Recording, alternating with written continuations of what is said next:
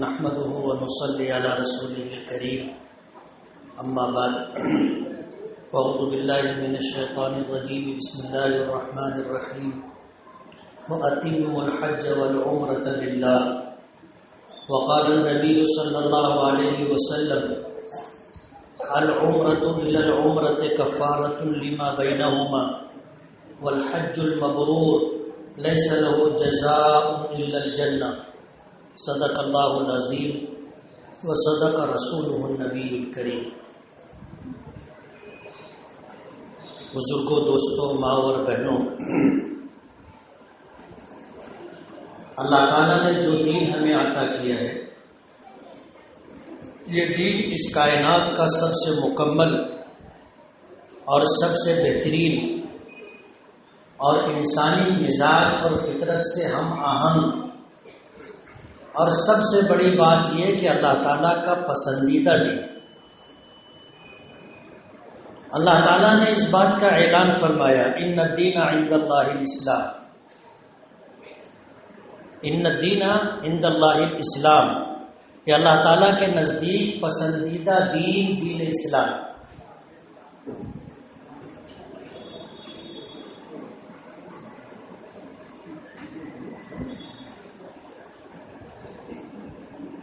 جو چیز اللہ تعالیٰ کو پسند ہو، میرا ایسا ماننا ہے کہ اس سے زیادہ شاندار چیز شاید دنیا میں کوئی دوسری ہو۔ کہتے ہیں نا کہ جس کی شخصیت جتنی بڑی ہوتی ہے، جس کا اسٹیٹس جتنا زیادہ ہائی ہوتا ہے، جو جتنا صاحب ثروت صاحب مال ہوتا ہے، اس کی پسند بھی اتنی ہی اونچی ہوتی ہے۔ اللہ تعالیٰ سے بڑھ کر کے کون ہوگا؟ اس لیے جو چیز اللہ تعالیٰ کو پسند ہے وہ کائنات کی سب سے پسندیدہ چیز ہے۔ یہی وجہ ہے کہ اللہ تعالیٰ نے یہ بھی اعلان فرمایا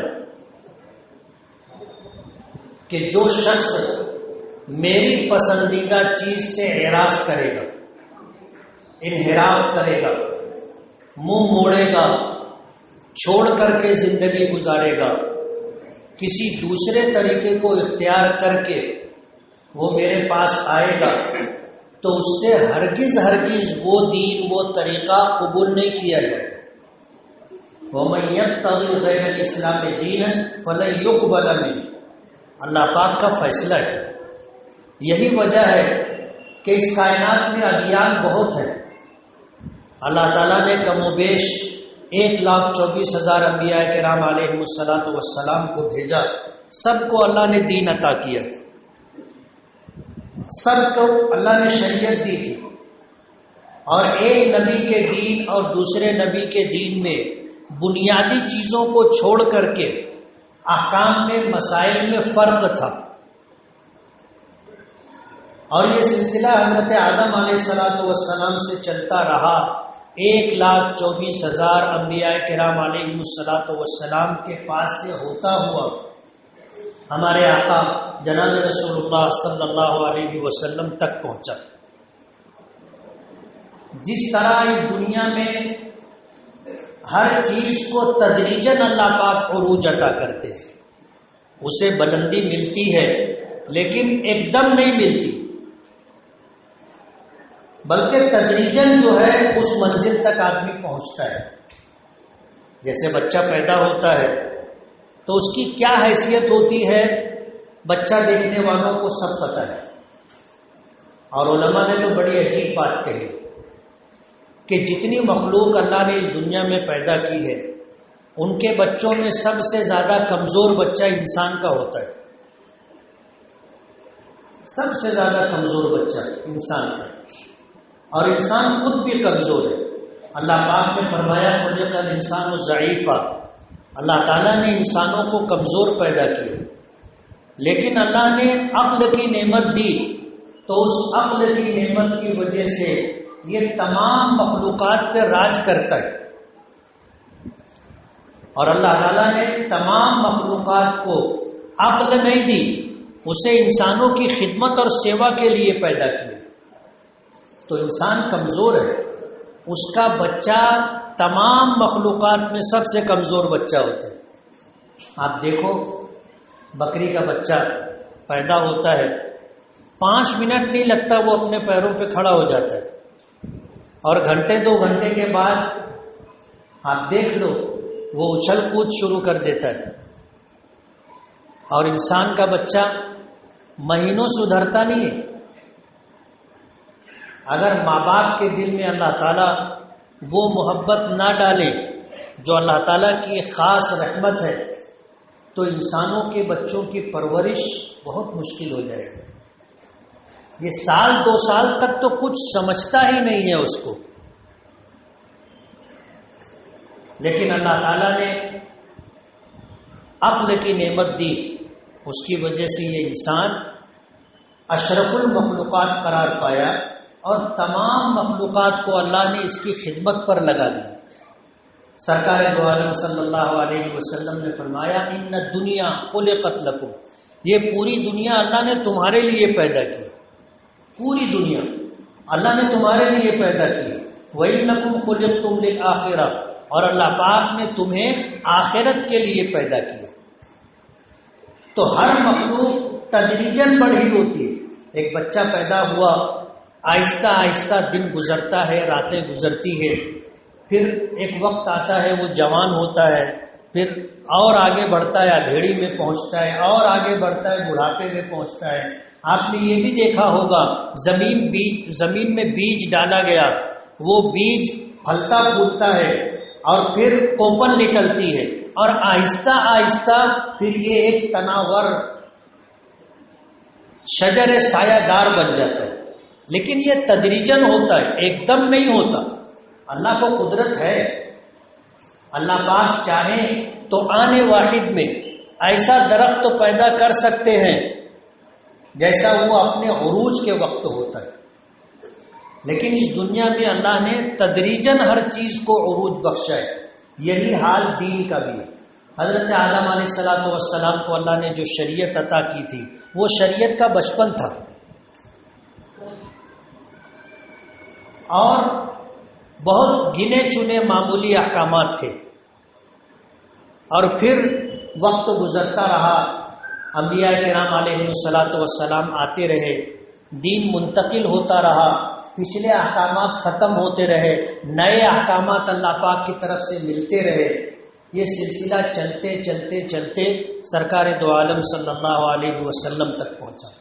آپ نے سیرت کو پڑھا اور سنا ہوگا. جب آپ کو اللہ نے نبوت اور رسالت عطا فرمائی، مکے میں آپ کی عمر 40 سال 1 دن کی ہو چکی تھی. اللہ نے نبوت اور رسالت عطا کی، لیکن مکے میں 13 سال رہے. مکے میں 13 سال رہے. صرف ایمان کی بات تھی، کرنا کچھ نہیں تھا. جب آپ معراج میں تشریف لے گئے تب اللہ نے نمازوں کا تحفہ عطا کیا، اور اس وقت نمازوں کی جو شریعت میں حیثیت تھی وہ آج سے قدرے مختلف تھی. آج جو نماز با جماعت کے احکامات ہیں اس وقت نہیں تھے. اس وقت ایک پیغام تھا، یا ایھا الناس قولوا لا الہ الا اللہ تفلحوا، اے لوگو لا الہ الا اللہ کہو کامیاب ہو جاؤ گے. اس بات کی گواہی دو کہ اللہ کے سوا کوئی معبود نہیں، بس اسی پر اللہ تعالیٰ تمہیں کامیابی عطا کرے. احکامات تو بہت بعد میں آئے. جب حضور پاک صلی اللہ علیہ وسلم نے طائف کا سفر فرمایا، غالباً سن 6 یا 7 ہجری کا واقعہ، مکی زندگی نبوی زندگی کا واقعہ ہے. طائف گئے، وہاں سے واپس آئے تو اتنے دل شکستہ اور دل برداشتہ تھے کہ حضور کی دعا کے الفاظ اگر آپ سنیں گے کہ جب آپ طائف گئے اور طائف کے سرداروں نے جو بدسلوکی کی اور طائف کے اوباش نوجوانوں نے جو آپ کے ساتھ نازیبہ حرکت کی، آپ اپنے ہی خون میں لہو لہان ہو گئے، آپ کی جوتیاں خون سے بھر گئی. اللہ کے نبی کے ساتھ یہ سلوک کیا گیا. اللہ کے رسول صلی اللہ علیہ وسلم بہت دکھی ہوئی. اور جب آپ بستی سے باہر آئے ایک دیوار سے ٹیک لگا کر کے حضرت زید بن حارثہ رضی اللہ تعالی عنہ نے آپ کو بٹھایا، پانی لا کر کے دیا، آپ کے چہرے مبارک کو، آپ کے ہاتھوں اور پیروں کو دھویا۔ نبی کریم صلی اللہ علیہ وسلم نے اس وقت جو دعا فرمائی تھی،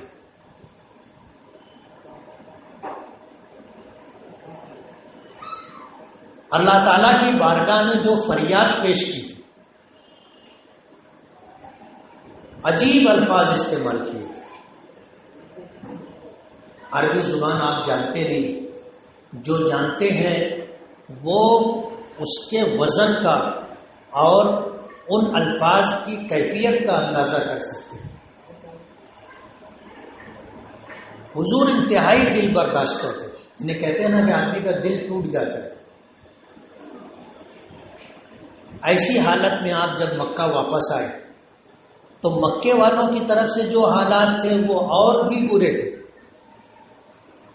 آپ مکے سے نکل گئے تھے، تب جب واپس آئے تو لوگ مکے میں داخل نہیں ہونے دے رہے تھے۔ مکے کے لوگوں کا جو ظلم و ستم تھا وہ آپ نے سیرت میں سنا پڑھا۔ اس زمانے میں اگر کوئی بستی چھوڑ کر کے چلا جائے تو پھر بستی میں آ نہیں سکتا تھا۔ جب حضور واپس تشریف لائے طائف سے مکہ مکرمہ تو مکے کے مشرکین و کافرین نے مکے میں داخل ہونے سے آپ کو روک دیا تھا۔ اب آپ سوچو کہ آدمی جائے تو کہاں جائے؟ بولتے نا زمین تنگ ہو جاتی۔ مکے کے سرداروں میں سے ایک سردار کو حضور نے پیغام بھیجا، اور یہ پیغام بھیجا کہ میں تمہاری پناہ میں آنا چاہتا ہوں۔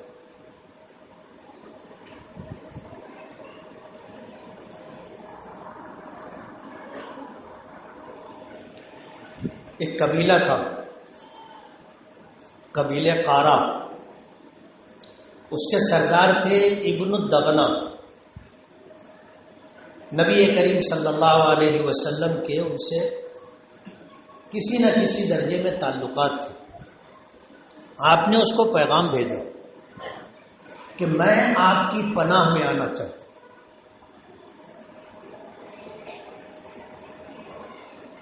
تو اس شخص نے حضور کے پیغام کو سنا اور فیصلہ کیا کہ اگر کسی نے مجھ سے پناہ مانگی ہے تو میرا فرض بنتا ہے کہ اس کو پناہ دی جائے۔ قبیلے کے نوجوانوں کو ساتھ میں لیا اور ہتھیار لیس ہو کر کے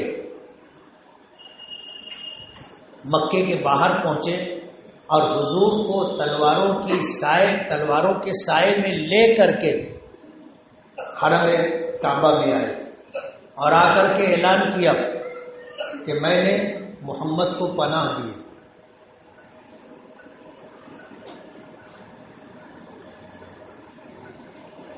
اور اس زمانے کا دستور تھا کہ اگر کسی قبیلے کے سردار نے کسی شخص کو پناہ دے دی تو کوئی اس پر ہاتھ نہیں ڈال سکتا۔ اس پر ہاتھ ڈالنے کا مطلب یہ ہے کہ اس نے پورے قبیلے سے اعلان جنگ کیا، اور اس زمانے کے دستور کے اعتبار سے سارا قبیلہ جس شخص کو پناہ دیا ہے اس پر ہاتھ ڈالے جانے کو اپنی بے عزتی سمجھتا تھا، توہین سمجھتا تھا، اور اس بات پر وہ لوگ کٹنے مرنے کے لیے تیار ہو جاتے تھے۔ حضور کو پناہ دی تھی۔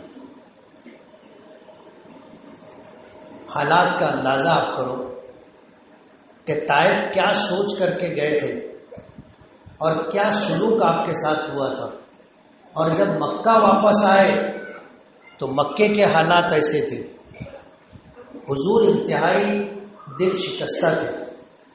تب اللہ پاک نے معراج میں بلایا تھا، معراج میں بلایا اور وہ عروج، وہ عزت اور وہ سربلندی عطا کی کہ کائنات انسانی میں اللہ نے کسی شخص کو، کسی نبی کو نہیں آتا، عرش پر بلایا، ہم کلامی کا شرف بخشا۔ اور جب حضور آنے لگے تو 50 وقت کی نمازوں کا تحفہ دیا. اور قصہ مختصر یہ کہ پھر وہ 5 وقت کی نمازیں رہ گئی. یہ پہلا عملی طور پر حکم تھا کہ نماز فرض کی گئی، لیکن مکے کے حالات ایسے نہیں تھے کہ باجماعت نماز پڑھی جا سکے. لوگ چھپ کر کے نماز پڑھا کرتے تھے، اس طرح کہ کسی کو پتہ نہ چلے. اس طرح لوگ نماز پڑھا کرتے تھے. حضرت عمر کا وہ واقعہ کہ لوگوں نے ہوا دی، حضرت عمر جوش میں آ گئے اور ننگی تلوار لے کر کے حضور کو قتل کرنے کے ارادے سے حضور جہاں قیام پذیر تھے وہاں جانے لگے. راستے میں کسی نے دیکھا تو اندازہ کر لیا کہ حالات اچھے نہیں. تیور بتا رہے ہیں کہ کسی خطرناک پروگرام کو لے کر کے نکلے. انہوں نے راستہ روکا، پوچھا کہاں جا رہے تھے؟ کہنے لگے نعوذ باللہ محمد کو قتل کرنے جا رہا ہوں. تو اس شخص نے کہا کہ محمد کی خبر بعد میں لینا، پہلے اپنے گھر کی خبر لو. تمہارے بہن اور بہنوئی مسلمان ہو گئے. اب ظاہر بات ہے یہ سننا تھا کہ رخ بدل گیا. بہن بہنوئی کے گھر پہنچے اور وہاں جانے کے بعد دروازے پر پہنچے تو آواز آ رہی تھی. غور سے سنا تو کچھ پڑھنے پڑھانے کا سلسلہ تھا. دستک دی، بہنوئی نے آ کر کے دیکھا تو پریشان ہو گئے، کیا کریں.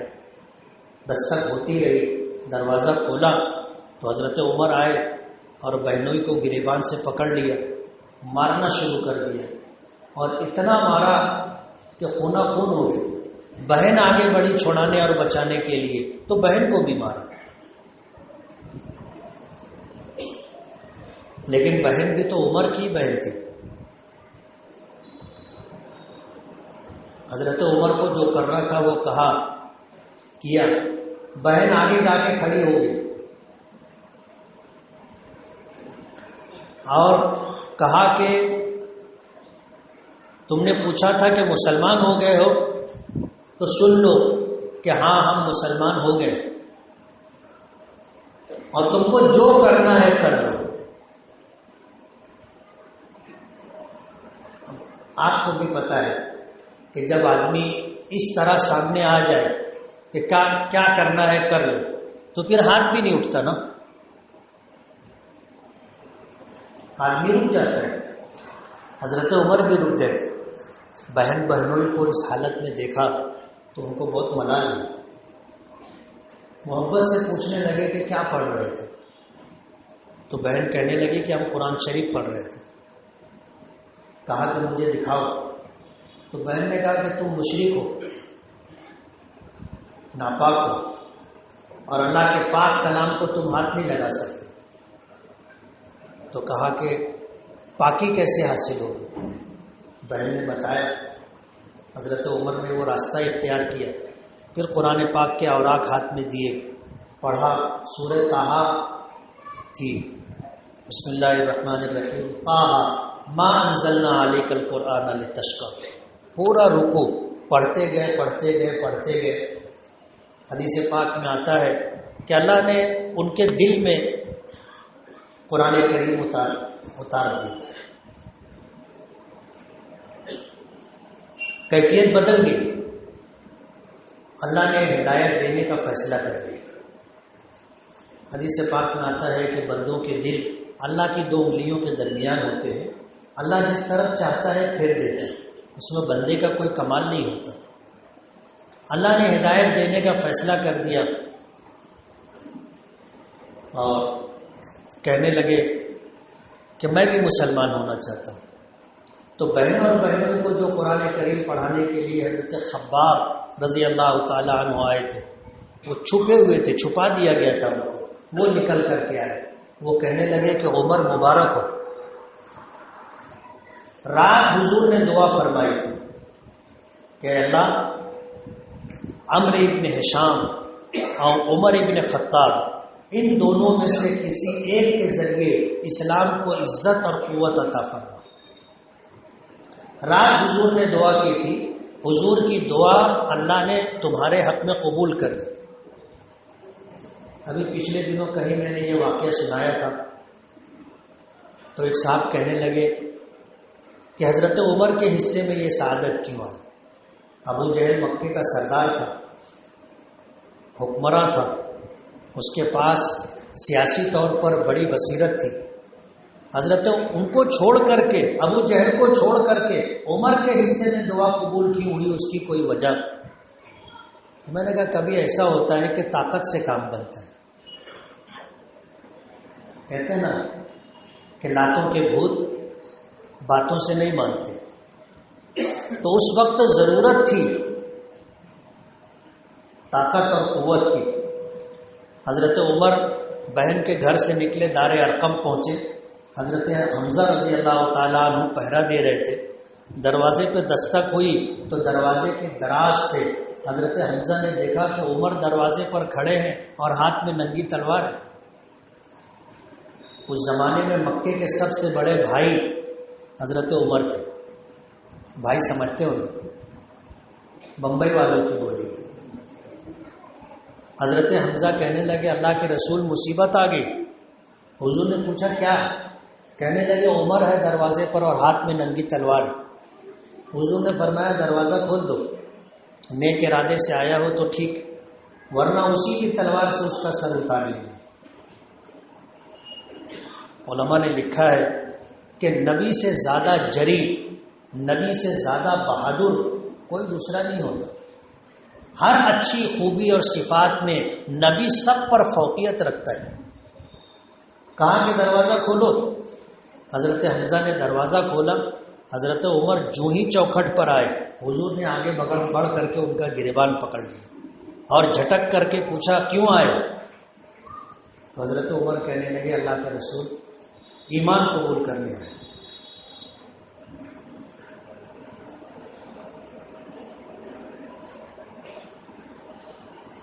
رضاکار بننے کے لیے آئے۔ صحابہ کرام نے خوشی کے مارے پہلا نعرہ تکبیر اللہ اکبر اس وقت بلند کیا تھا۔ سب نے ایک ساتھ کہا تھا اللہ اکبر۔ حضرت عمر رہے، نماز کا وقت ہوا تو حضرت عمر مسلمان حضور نماز کی تیاری کرنے لگے تو حضرت عمر کہنے لگے کہ کیا اللہ کی نماز اللہ کے گھر میں نہیں پڑھی جائے گی؟ تو حضور نے فرمایا کہ عمر تیری قوم نہیں پڑھنے دیتی، حالانکہ یہی نہیں پڑھنے دیتے تھے،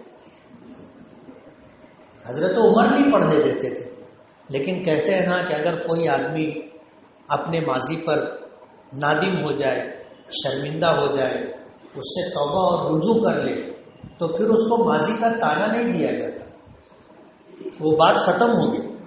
حضور نے یہ نہیں کہا کہ عمر تم نہیں پڑھنے دیتے تھے، بلکہ یہ فرمایا تیری قوم نہیں پڑھنے دیتے۔ تو حضرت عمر نے کہا تھا کہ میں آگے جاتا ہوں، آپ تشریف لائیے، دیکھتا ہوں کون مائی کا لال ہے جو آپ کو نماز پڑھنے سے روکتا ہے۔ مطاف میں آئے، کعبے کے قریب کھڑے ہو کر کے اعلان کیا اشہد ان لا الہ الا اللہ واشہد ان محمدً عبدہ ورسولہ۔ علن اعلان اپنے ایمان کا اظہار کیا، پہلے شخص تھے۔ نماز لوگ چھپ کر کے اس وقت پڑھا کرتے تھے۔ مکے میں 13 سال میں احکامات نہیں آئے، صرف نماز آئی بس۔ جب ہجرت کر کے آپ مدینہ تشریف لائے تو پھر احکامات آنے شروع ہوئے، اور اللہ تعالیٰ نے آپ کے دنیا سے پردہ کرنے کے چند مہینوں پہلے دین کو مکمل فرمایا۔ آپ اپنے حجۃ الوداع میں تھے، میدان مینا میں تھے، قرآن کریم کی آیت اتری الیوم اکملت لکم دینکم واتممت علیکم نعمتی ورضیت لکم الاسلام دینا، کہ آج کے لیے، آج کے دن میں نے تمہارے لیے تمہارا دین مکمل کر دیا۔ کسی نبی کو یہ خوشخبری، یہ بشارت اللہ نے نہیں دی۔ سب کے پاس دین تھا لیکن مکمل نہیں تھا. آپ کو نبوت ملی 40 سال مکمل ہونے پر، اور 63 سال آپ اس دنیا میں رہے. آپ کے دنیا سے پردہ کرنے سے چند مہینے پہلے دین کی تکمیل فرمائی گئی اور خوشخبری دی گئی کہ آج کے دن تمہارے لیے تمہارا دین مکمل کر دیا گیا. وَأَتْمَمْتُ عَلَيْكُمْ نِعْمَتِي، اور تم پر اپنی نعمتیں تمام کر دی. وَرَضِيتُ لَكُمُ الْإِسْلَامَ دِينًا، اور تمہارے لیے میں نے دین اسلام کو پسند کر لیا ہے.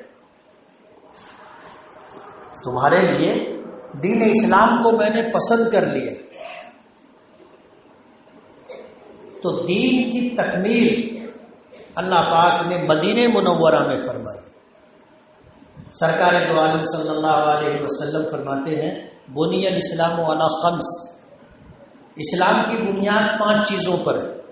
شہادت اللہ الہ الا اللہ وان محمدا عبدہ ورسولہ. پہلی چیز اس بات کی گواہی دینا کہ اللہ کے سوا کوئی معبود نہیں. عبادت، پرستش، پوجا صرف اسی کی ہوگی، کسی اور کی عبادت نہیں ہوگی، کسی اور کی پوجا نہیں ہوگی. اور محمد صلی اللہ علیہ وسلم اللہ کے بندے اور اس کے رسول. یہ پہلی 5 چیزوں میں سے پہلی چیز. اس کے بعد وَإِقَامُ الصَّلَاةِ، نماز قائم کرنا، وَإِيتَاءُ الزَّكَاةِ، زکوٰۃ ادا کرنا، وحج البیت، حج کرنا، وصوم رمضان، اور رمضان المبارک کے روزے رکھنا. یہ 5 بنیادی چیزیں ہیں اسلام کی.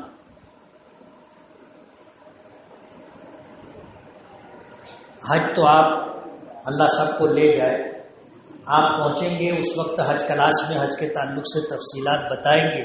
لیکن حج کے اعمال سے جڑا ہوا ایک عمل عمرہ بھی ہے. حج کے اعمال سے جڑا ہوا ایک عمل عمرہ بھی ہے. اور اس عمل کو جب حج سے الگ کر لیا جائے تو پھر اس کی کیا حیثیت ہوگی، اس سلسلے میں علماء کا اختلاف ہے.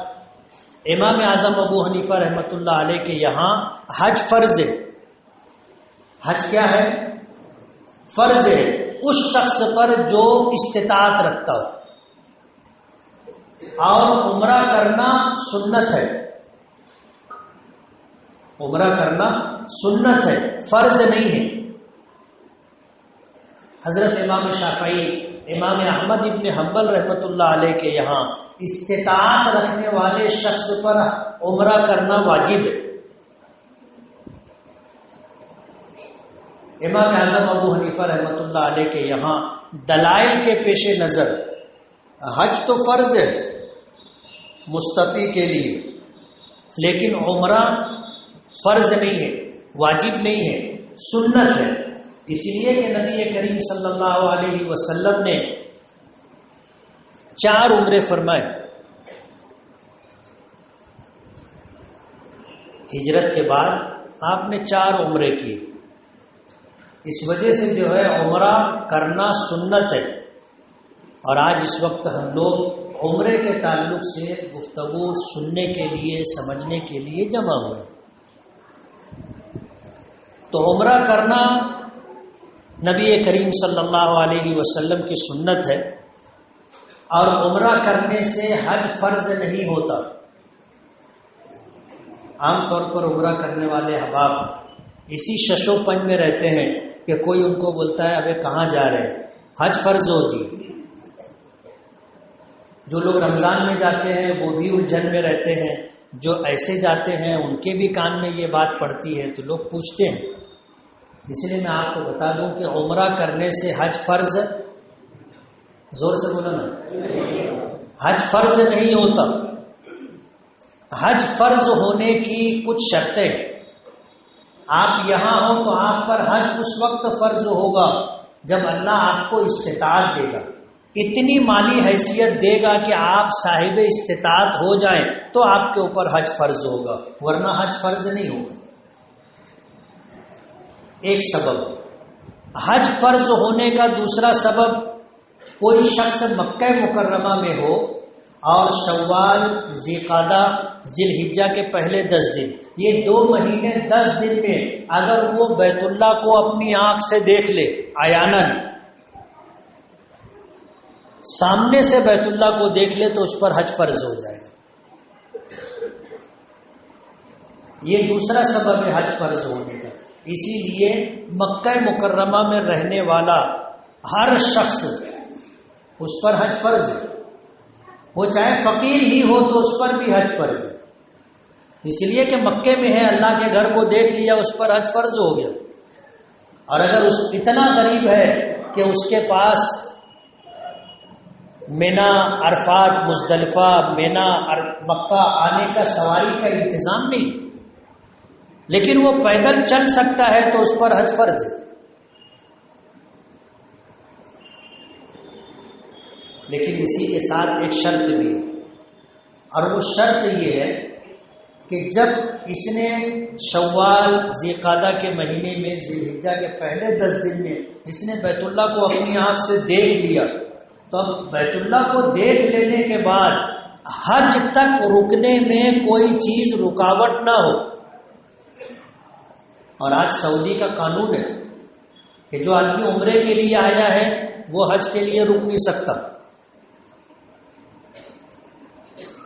وہاں کا پولیس محکمہ مستقل ایسے لوگوں کو ڈھونڈتا رہتا ہے پنجرے والی گاڑی لے کر کے، اور اگر کوئی عمرہ کرنے والا مل گیا، اس کو واپس جانا تھا، گیا نہیں، تو اسے اٹھا کر کے وہ جالی میں ڈال لیتے، لے جا کر کے جیل میں بند کر دیتے، اور پھر اس کا سفر حج نہیں کرنے دیتے۔ یہ رکاوٹ ہے۔ اس لیے اگر آپ رمضان المبارک میں گئے اور عید کا چاند وہاں آپ نے دیکھ لیا اور بیت اللہ کو آپ نے دیکھ لیا، تو بیت اللہ کا حج کے مہینوں میں دیکھ لینا حج کی فرضیت کا سبب ہے، لیکن ایک شرط یہ بھی ہے کہ حج تک آپ کو رکنے میں کوئی رکاوٹ نہ ہو، اور یہاں پر قانون رکاوٹ ہے۔ اس لیے عمرہ کرنے سے حج فرض نہیں ہوتا، آپ بالکل اطمینان سے عمرے کے لیے جائیے،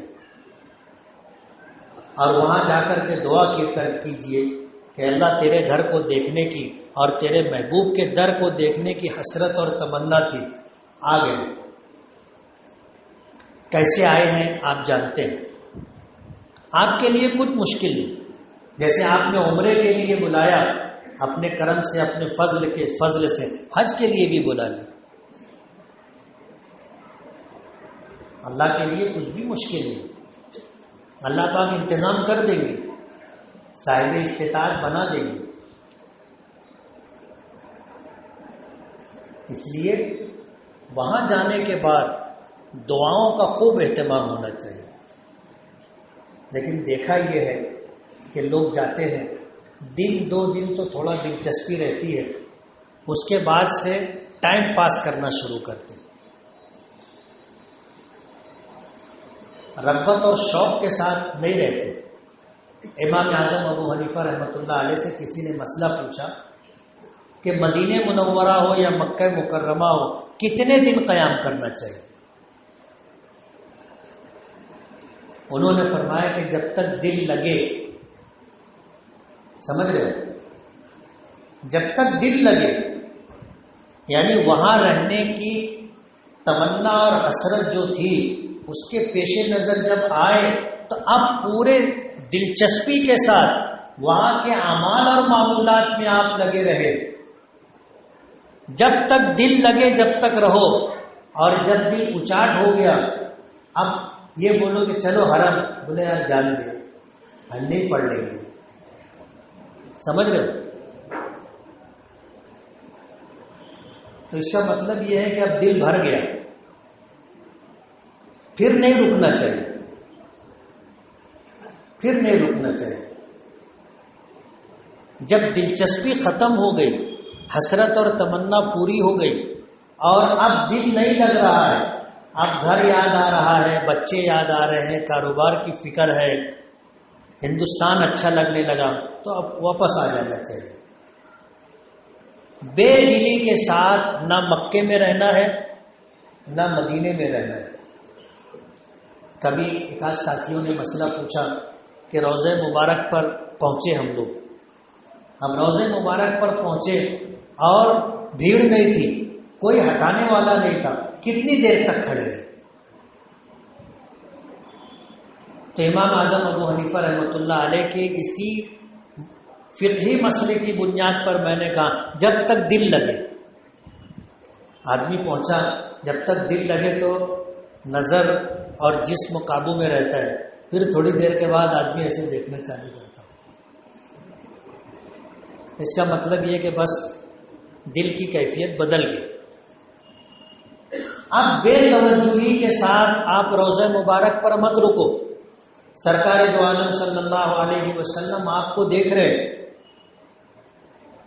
آپ کو دیکھ رہے ہیں۔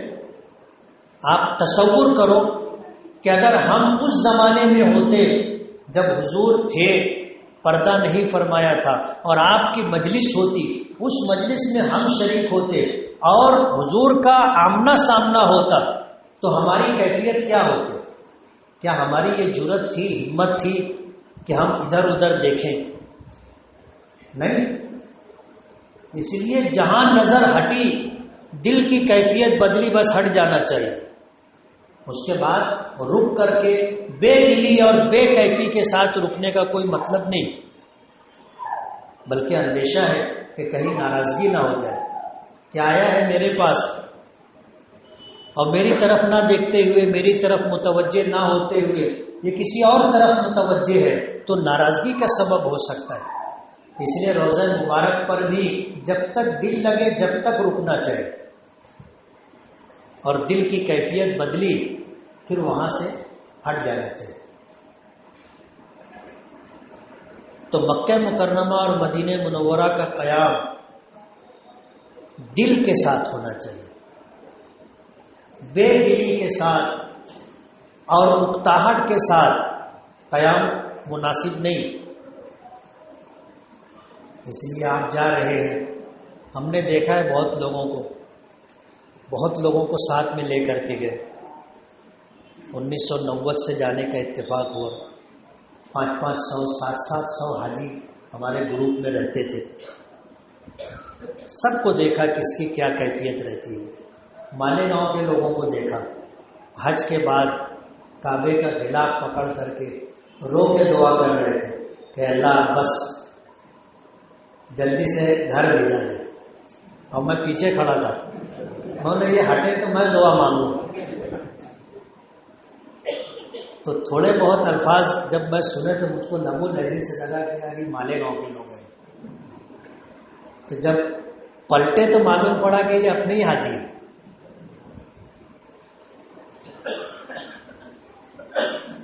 تو آپ جا رہے ہو، جو بھی آپ کا مدت قیام ہو، دل جمی، دلچسپی اور دل لگی کے ساتھ ہونا چاہیے، بے دلی کے ساتھ نہیں۔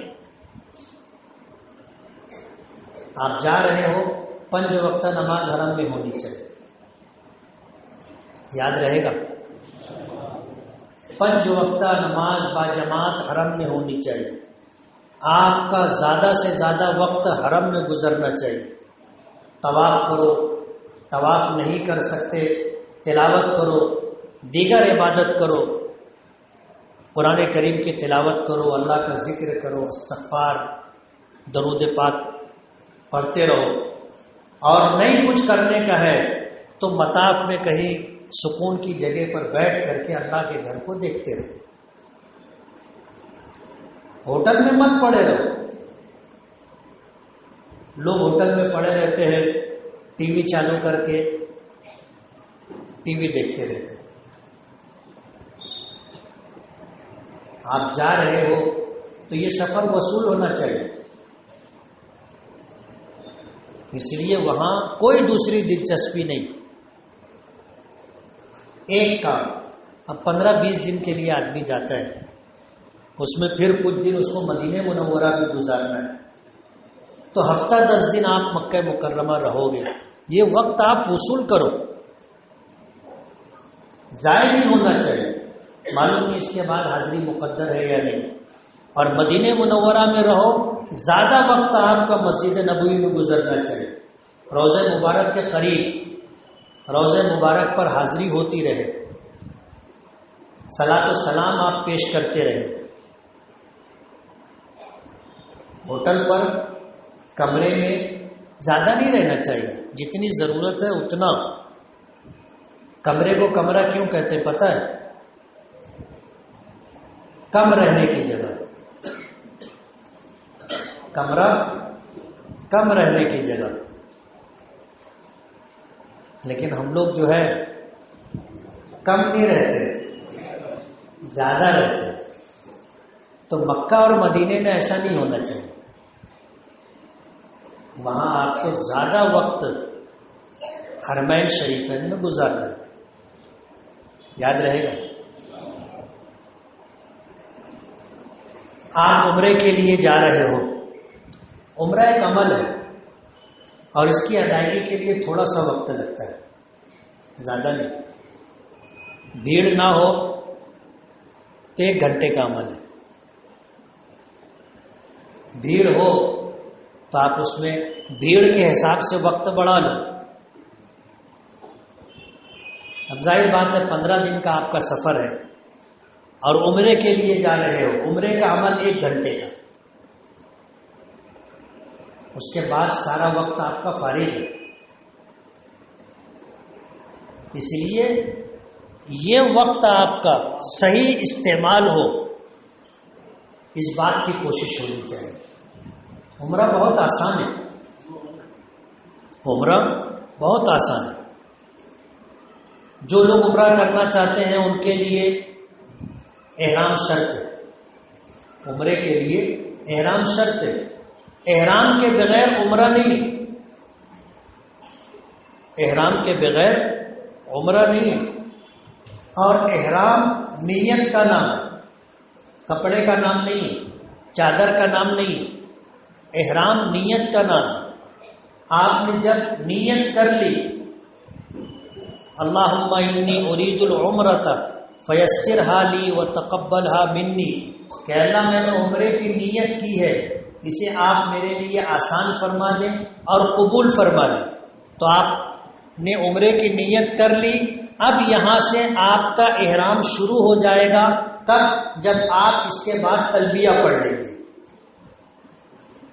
نیت کے بعد آپ نے تلبیہ پڑھا، لبیک اللہم لبیک لبیک لا شریک لک لبیک ان الحمد والنعمت لک والملک لا شریک لک۔ آپ کا احرام شروع ہو گیا۔ اب احرام میں کیسے رہنا چاہیے اس کے لیے پھر احکامات ہے کہ مرد سلا ہوا کپڑا نہیں پہن سکتا، اس لیے ہم نیت کرنے سے پہلے سلا ہوا کپڑا اتار کر کے، غسل کر کے، وضو کر کے، ایک چادر لنگی کی جگہ ایک چادر اوپر کے جسم کو ڈھانپنے کے لیے استعمال کرتے ہیں، سر ننگا رہتا ہے۔ یہ مردوں کے لیے حکم ہے۔ عورتوں کے لیے حکم یہ ہے کہ وہ اپنے سلے ہوئے کپڑے میں ہی احرام کی نیت کریں گے، سر ڈھانکیں گے، کھول نہیں سکتے۔ البتہ چہرہ کھلا رہے گا، چہرے پر کپڑا لگنا نہیں چاہیے، لیکن پردہ ضروری ہے۔ پردے کے لیے سر پر جو ہے اس طرح ہیٹ نما ایک چیز ہوتی ہے، تو اس کے آگے سے جالی ہوتی ہے تو وہ کپڑا چہرے سے نہیں لگتا۔ پردہ فرض ہے، پردہ فرض ہے، اور ہمیشہ فرض ہے ہماری ماؤں اور بہنوں کے لیے۔ 9 سال کی عمر سے لے کر کے مرتے دم تک پردہ فرض ہے۔ کچھ لوگ ایسا سمجھتے ہیں کہ عدت میں پردہ ضروری ہے، شوہر کا انتقال ہو جاتا تو لوگ بہت مسئلہ پوچھتے کہ موری چچی ہے میں جا سکتا ہوں، میری ساس ہے میں ملنے جا سکتا ہوں۔ لوگ ہمارے یہاں تو نہیں، یہ یو پی میں تو ایسا ہے کہ عدت میں بیٹھی ہوئی عورت آسمان نہیں دیکھ سکتی، وہاں ایسا نہیں ہے، ایک دم اس کو کوٹری کے اندر رکھتے، وہ نہ باہر جھانک سکتی نہ کچھ۔ عدت اس کا بھی حکم نہیں۔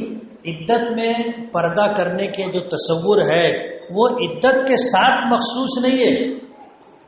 ایک بچی جب وہ بلوغ کی عمر کو پہنچ جائے، جس کے لیے شریعت نے 9 سال کی عمر مقرر کی ہے، تو وہاں سے لے کر کے مرتے دم تک اس کے لیے پردہ ہے۔ تو احرام کی حالت میں بھی پردہ ہے، بے پردہ نہیں رہ سکتے۔ لیکن وہاں پر ہماری مائیں اور بہنیں اس کا اہتمام نہیں کرتی۔ مالیگاؤں میں جتنا تھوڑا بہت پردہ ہو جاتا، وہاں جانے کے بعد یہ بھی ختم ہو جاتا، یہ بھی ختم ہو جاتا۔ مالیگاؤں میں رہتے ہوئے پرائے لوگوں کے سامنے ہمارے گھر کی خواتین آتی ہیں، بولو نا، ہمارے گھر اگر کوئی مہمان آ گیا اور ڈرائنگ روم میں، وزٹنگ روم میں اگر وہ بیٹھ گیا، تو ہمارے گھر کی ماں بہن وہاں آتی نہیں آتی، پرائے مردوں کے سامنے نہیں آتی، لیکن وہاں جانے کے بعد سب ایک دوسرے کے ساتھ مل جل کر کے بے پردگی کے ساتھ رہتے۔ جائز نہیں ہے، یہ عمل گناہ کبیرہ ہے۔ فرض کو چھوڑنا اللہ کی نافرمانی ہے، بڑی نافرمانی ہے۔ ہوتا یہ ہے کہ سفر ساتھ میں ہوتا ہے، پھر روم میں بھی ایک کپل سے زیادہ لوگوں کو رکھ دیا جاتا، تو ممارست کی وجہ سے، ساتھ میں رہنے کی وجہ سے وہ جو حجاب اور جھجک ہوتی ہے وہ ختم ہو جاتی۔ یہ نہیں ہونا چاہیے۔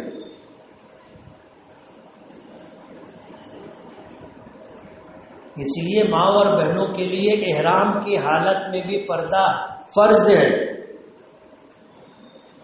اور اگر وہ پردہ نہیں کر رہی ہیں تو ہم مردوں کی ذمہ داری ہے کہ ہم بے پردہ عورتوں کو نہ دیکھیں، اپنی نگاہوں کی حفاظت کریں۔ دنیا بھر کا حسن سمٹ کر کے آتا ہے وہاں پر، ہندوستانی، پاکستانی، بنگلہ دیشی، شامی، یمنی، عراقی، دنیا بھر کی خواتین جمع ہوتی، دنیا بھر کا حسن سمٹ کر کے آتا ہے۔ یہی وہ جگہ ہے جہاں نگاہ کی حفاظت کرنی چاہیے، اور جو آدمی اپنی نگاہوں کی حفاظت کرتا ہے اللہ تعالیٰ اس کو عبادت کی حلاوت اور لذت عطا کرتے ہیں۔ وہ نماز پڑھے گا تو اس کو لذت ملے گی، تلاوت کرے گا تو اس کو لذت ملے گی، دعا مانگے گا تو اس کو لذت ملے گی، طواف کرے گا، سعی کرے گا، نفل عبادت کرے گا، اس کو لذت ملے گی۔ آج ہماری عبادتیں ہمارے لیے بے مزہ ہے، ہم کو معلوم ہی نہیں کہ نماز کا کیا مزہ ہے، تلاوت کا کیا مزہ ہے، ذکر و اذکار کی کیا لذت ہے، نہیں معلوم۔ وجہ اس کی یہ ہے کہ ہم لوگ بد نگاہی کے مرتکب ہیں، اور حضور پاک صلی اللہ علیہ وسلم نے فرمایا کہ وہ شخص جو اپنی نگاہ کی حفاظت کرے اللہ اس کو عبادت کی حلاوت نصیب فرماتے۔ نظر پڑی فوراً ہٹا لے گا، فوراً ہٹا لے گا۔ اول تو نظر نہ پڑے اس کا اہتمام کرنا چاہیے، لیکن اب سامنے والے بے پردہ ہیں، آمنا سامنا ہو گیا، نظر پڑ گئی تو ہم اپنی نظر نیچی کریں، نظر فوراً ہٹا لینا چاہیے۔ جو شخص یہ عمل کرے گا اللہ تعالیٰ اس کو عبادت کی حلاوت اور لذت عطا کرے۔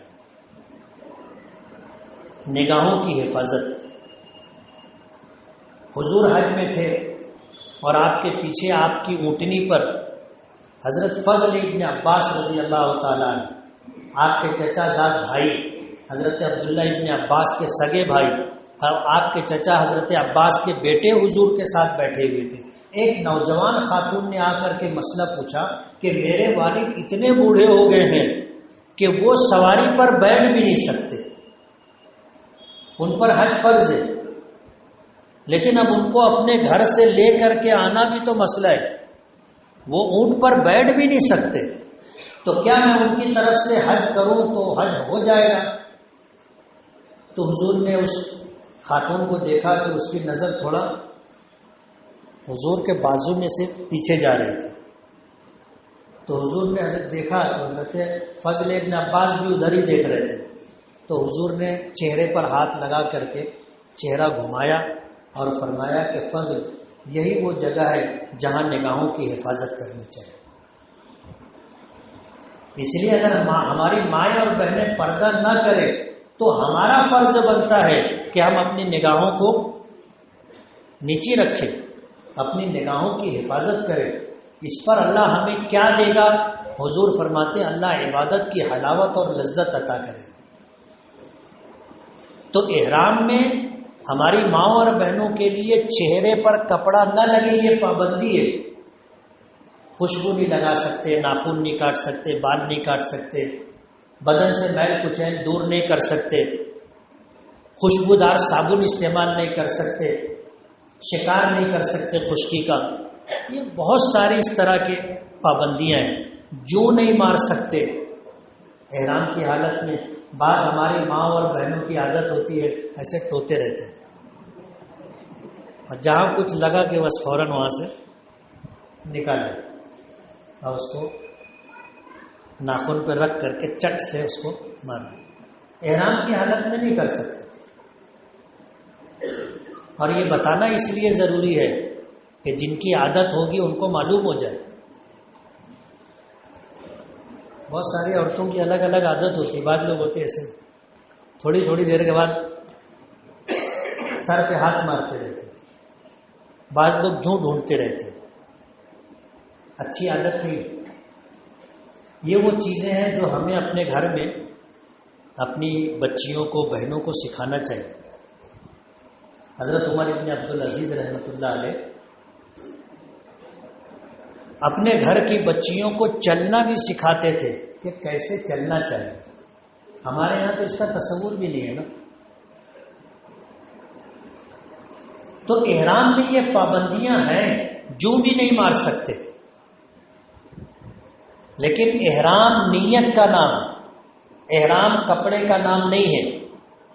احرام کی نیت اور تلبیہ کے بعد پھر یہ سارے احکامات آ جاتے ہیں کہ مرد سلا ہوا کپڑا نہیں پہن سکتا، سر نہیں ڈھانک سکتا، خوشبو نہیں لگا سکتا، خوشبودار صابن استعمال نہیں کر سکتا، بال نہیں کاٹ سکتا، اور پھر عورتیں یہ جو نہیں مار سکتے، کھٹمل نہیں مار سکتے، مچھر نہیں مار سکتے، سمجھ رہے ہو، کیڑے مکوڑے نہیں مار سکتے، حدود حرم میں خود رہو، پودے جو ہوتے ہیں، درخت ہوتے ہیں، ان کو کاٹ نہیں سکتے، توڑ نہیں سکتے۔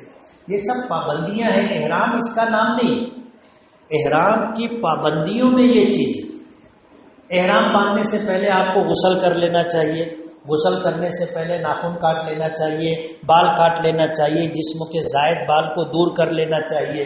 اس کے بعد پھر غسل کے بعد آپ کو جو ہے مرد حضرات احرام کی چادر باندھیں، عورت اپنے معمول کے کپڑے میں، سلے ہوئے کپڑے میں نیت کرے گی، اور اس کے بعد پھر آپ کو 2 رکعت نماز پڑھنی ہے۔ اگر پاکی ہو تو ماں اور بہنوں کو اگر شرعی عذر ہو تو وہ وضو کر لیں گی، نماز نہیں پڑھیں گی، قبلہ رخ بیٹھ کر کے وہ نیت کر لیں گی کہ اللہ میں عمرے کی نیت کرتی ہوں، اسے تو میرے لیے آسان کر دے اور قبول فرما لے۔ اور اس کے بعد جب تلبیہ پڑھیں گے تو احرام کی پابندیاں شروع ہو جائیں گی، احرام شروع ہو جائے گا۔ اب احرام کی حالت میں ہم مکہ مکرمہ پہنچے۔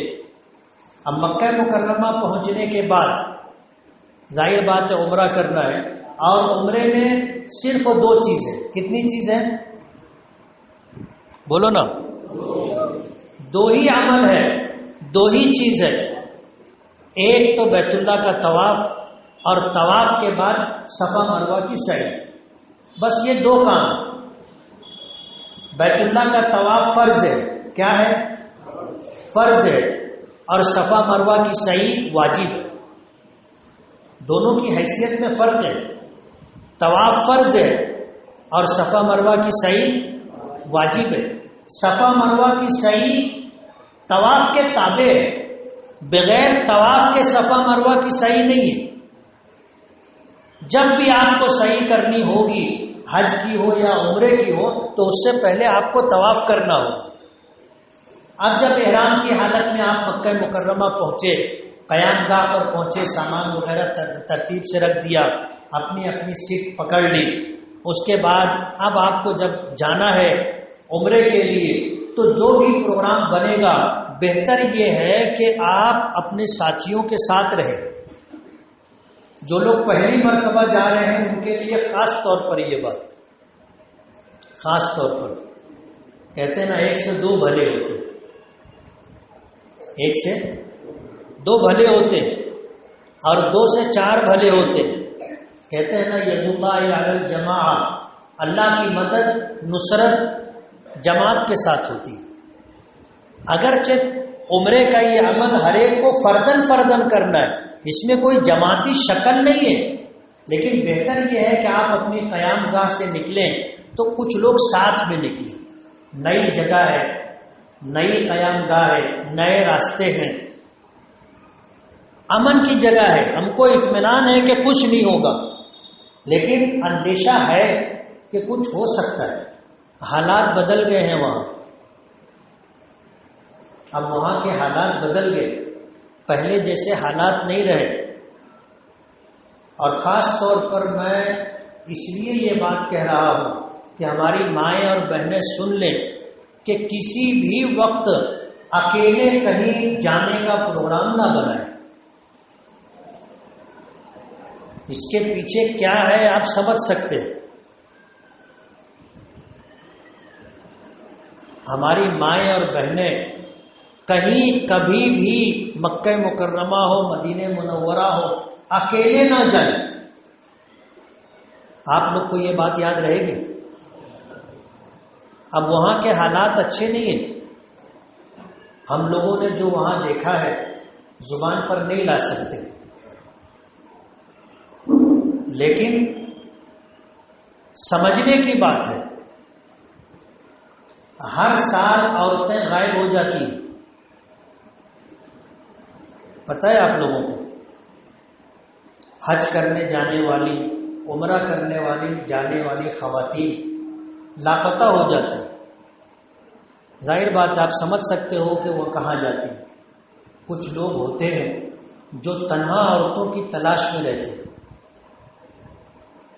اور پھر ان کا اغوا ہو جاتا ہے اور زندگی بھر وہ واپس نہیں آتی. مالیگاؤں کی عورتوں کے ساتھ بھی اس طرح کے واقعات پیش آئے. اگر وہ نہ چلاتی تو ان کو بھی غائب کر دیا جاتا. خود میں نے ایک عورت کو بچایا، اس کے چلانے کو سن کر کے مجھے لگا کہ یہ مالیگاؤں کی، مالیگاؤں نیا پورے کے مشہور خاندان کی بہو. نماز کے اوقات کے علاوہ حج کے ایام جب گزرتے ہیں تو اخیر دنوں میں بھیڑ بہت کم ہو جاتی ہے، تو اس وقت جو ہے آنے جانے میں اس طرح کے حادثات ہوتے ہیں. اس لیے میں کہہ رہا ہوں کہ جب آپ نکلیں تو 2 4 10 20 لوگ ساتھ میں نکلیں. آپ کو راستے کی بھی پہچان ہو جائے، کس دروازے سے آپ اندر جا رہے ہو وہ بھی پتہ ہو جائے. کوشش کریں کہ ہمیشہ ساتھ میں رہیں. ایسے وہ امن کی جگہ ہے، امن کی جگہ ہے، کوئی بات نہیں ہے، لیکن احتیاط ضروری ہے. اب وہاں کے لوگوں کے حالات بدل گئے، اس لیے ہماری مائیں اور بہنیں خاص طور پر نوٹ کر لیں کہ کبھی آتے جاتے کسی دکان میں کوئی سامان دیکھا، پسند آ گیا، پاس میں پیسہ نہیں ہے، کمرے پر آئے اور یہ سوچ کر کے کہ بس جا کر کے میں لے کر کے آ جاؤں، یہ غلطی کبھی مت کرنا. ہم لوگ گروپ چلائے تو ان تمام حالات سے ہم لوگ گزر چکے ہیں، ان تمام حالات سے گزر چکے ہیں. ابھی مالیگاؤں کی ایک خاتون پچھلے سال حج پر گئی تھی اور 6 مہینہ جیل میں رہ کے آئی. ہوا یہ کہ اس کی بلڈنگ کے سامنے ایک دکان تھی جہاں پر انگوٹھی کے نگ بک رہے تھے. وہ وہاں گئی، کچھ خریدی، دیکھی تو جیب میں پیسہ نہیں تھا، تو بولے میں پیسہ لا کر کے دیتی ہوں. اب اس نے پیسہ نہیں دیا، سامان لے کے نکلنے لگی، دکاندار لوگ اس کو پکڑ لیے. اب وہ لوگ یمن کے لوگ تھے، اردو نہیں جانتے تھے، یہ عربی نہیں جانتی تھی. یہ کچھ بولی کہ میں پیسہ لے کے آتی ہوں، وہ سمجھے نہیں. پولیس بلا لیے، پولیس کے تابع میں دے دی. اب عورت لاپتہ، گھر والے ڈھونڈ رہے. بعد میں پھر معلوم پڑا کہ وہ تو جیل میں ہے. اب جب عمرے پر گئی تھی وہ، میں جب حج پر گیا تو پھر وہاں پر پوری لائن لگا کر کے سارے کورٹ میں مقدمات لڑ کر کے پھر اس کی رہائی کروا کے لایا۔ اس لیے ماں اور بہنوں سے میں یہ گزارش کروں گا کہ کسی بھی دکان پر کوئی سامان دیکھنے کے بعد اکیلے لینے کے لیے مت جانا۔ کہتے ہیں نا احتیاط علاج سے بہتر ہے، احتیاط علاج سے بہتر ہے۔ اس لیے عمرہ دو عمل کا نام ہے، ایک تو بیت اللہ کا طواف اور صفا مروہ کی سعی۔ بیت اللہ کا طواف فرض ہے اور صفا مروہ کی سعی واجب ہے۔ اب آپ جب چلے اپنے گھر سے تو 2-4 لوگ ساتھ میں جائیں، اور جس وقت آپ طواف کا ارادہ کر کے نیت کر کے عمرے کا عمل شروع کرنے کے لیے مطاف میں اتریں تو ہم نے جب تلبیہ پڑھا تھا، وہاں سے تلبیہ پڑھتے پڑھتے پڑھتے ہم لوگ پہنچے، تو اب جو ہے پہلا کام ہم یہ کریں گے کہ اجتباء کریں گے مرد حضرات، یعنی جسم کے دونوں کاندھوں کے اوپر جو چادر ہے، داہنے کاندھے کی چادر نیچے سے بغل میں سے لے کر کے بائیں کاندھے پر اس طرح ڈالیں گے، داہنے کاندھے کو کھول لینا اجتباء کہلاتا ہے۔ پہلا کام یہ کریں گے۔ دوسرا کام آپ یہ کریں گے کہ آپ نیت کریں گے کہ اللہ میں نے عمرے کی نیت کی ہے، عمرے کی ادائیگی کے لیے تیرے گھر بیت اللہ کے ارد گرد طواف کی 7 چکر کی نیت کرتا ہوں، اسے تو میرے لیے آسان فرما دے اور قبول فرما دے۔ یعنی طواف میں آپ کو اس بات کا اظہار کرنا ہے، نیت میں اس بات کا اظہار کرنا ہے کہ یہ طواف آپ عمرے کے لیے کر رہے ہیں۔ آپ صرف یہ نیت کریں کہ اللہ میں طواف کر رہا ہوں تو نہیں چلے گا۔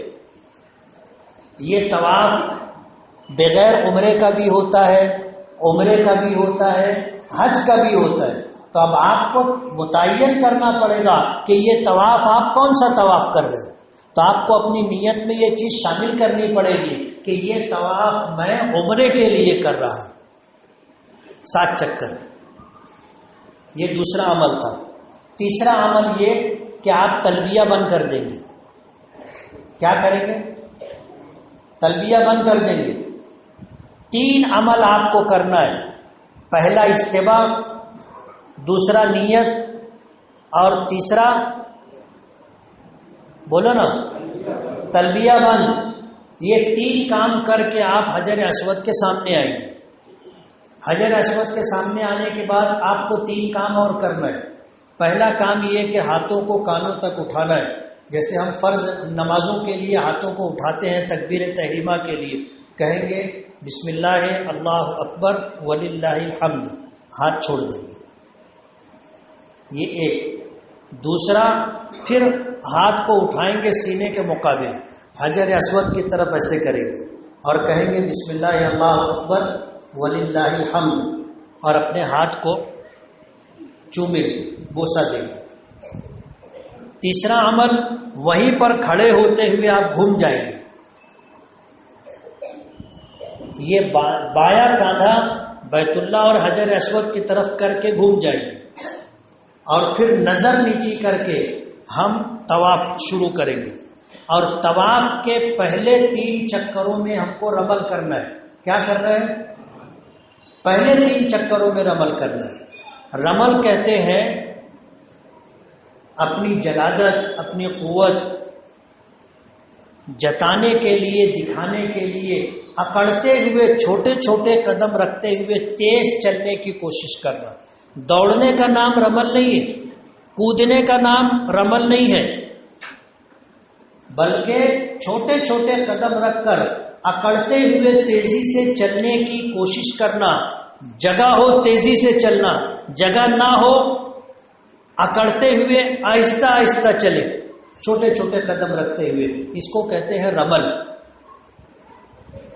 آپ حجر اسود سے چلے، 1 چکر پورا کر کے حجر اسود پر آئے، ہم نے استلام کر کے پہلا چکر شروع کیا تھا۔ اب جب 1 چکر مکمل ہو گیا، اب حجر اسود کے سامنے آ کر کے پھر ہمیں استلام کرنا ہے۔ اور پھر دوسرا چکر رمل کے ساتھ پورا کرنا ہے، پھر حجر اسود کے سامنے آ کر کے استلام کرنا ہے، اور پھر تیسرا چکر رمل کے ساتھ پورا کرنا ہے۔ یہ 3 چکر ہو گئے، اب رمل ختم۔ کتنے چکر باقی رہ گئے؟ 4 چکر باقی رہ گئے۔ تو بقیہ 4 چکر بغیر رمل کے پورا کریں گے، کاندھا کھلا رہے گا، جس کو استبا کہتے ہیں۔ 7 چکر میں کاندھا کھلا رہے گا، پہلے 3 چکروں میں رمل کریں گے، بعد کے 4 چکروں میں رمل نہیں کریں گے۔ یعنی پہلے 3 چکروں میں رمل کرنا سنت ہے، اور بعد کے 4 چکروں میں رمل نہ کرنا سنت ہے۔ یاد رہے گا، الٹا پلٹی نہیں ہونا چاہیے۔ ہم لوگ بسا اوقات مکھی پہ مکھی مارتے ہیں۔